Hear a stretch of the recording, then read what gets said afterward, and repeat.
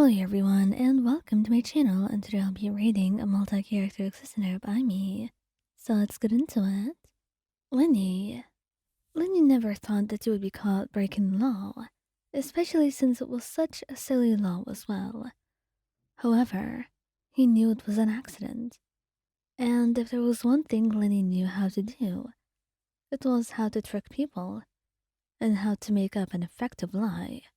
It was because he was good at what he does. And being a magician, it meant being very good at tricking people.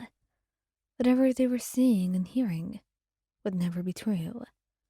And as such, he could never let the guards take you away. Instead, he looked at him, taking some of the bottles from you without you even noticing. In a way, it seemed like they had just floated into his hands. I was the one telling her to bring me these. Come on, you wouldn't believe why I wants that. Besides, she doesn't even know what these bottles are for. I was the one who thought that we should buy them. I just hope that reduces my sentence. He says, "You're stunned." But then, he's asked to confirm his words, and he does, winking at you. Don't worry, Wyan.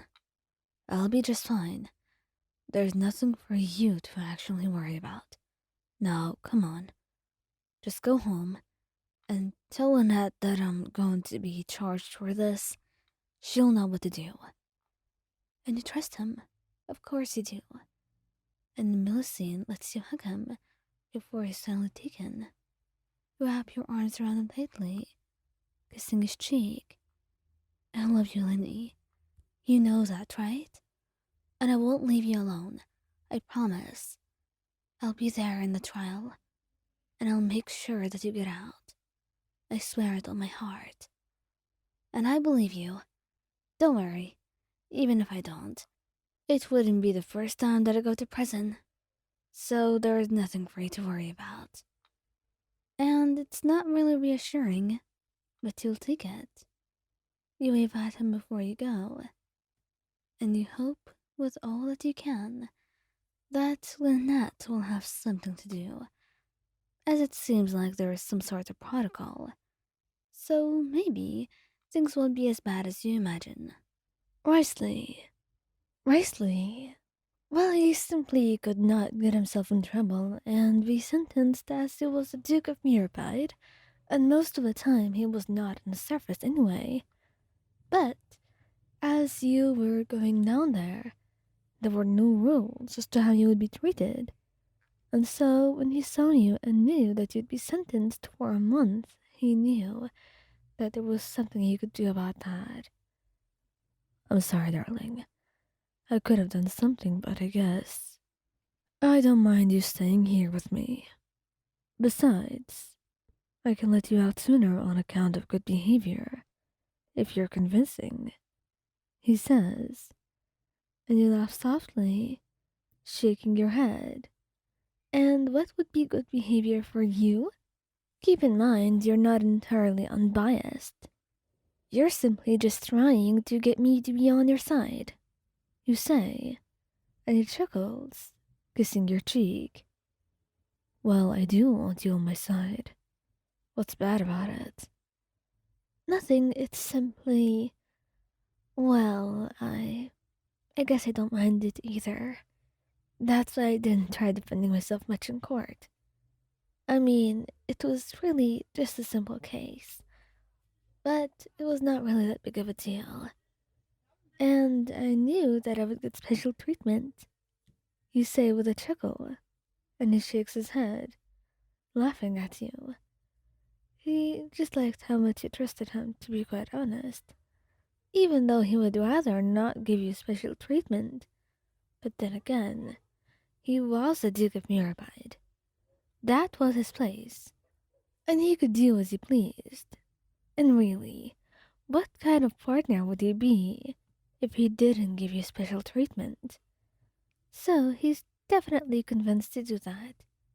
And it's more of a pleasant stay than jail or anything of that sense. Child, Childe would not mind going to the fortress for you. To him, it doesn't matter if you committed the crime or not. It just matters that he knows it has been committed, and now he has to come up with a lie to convince Neuvillette. When the trial is being held, he interrupts. And of course, Neuvillette is bothered by that. But Childe promises that it's a worthwhile interruption. I think she should be let go. She's innocent. As for me, I was the one who tracked her to do all of this. She didn't know what she was doing, so it's my fault, he said, and you look at him and stand silence. You're about to say something, to tell everyone that no, the actions that you've done were actually your own fault, just as they were meant to be. You didn't mind getting punished for them.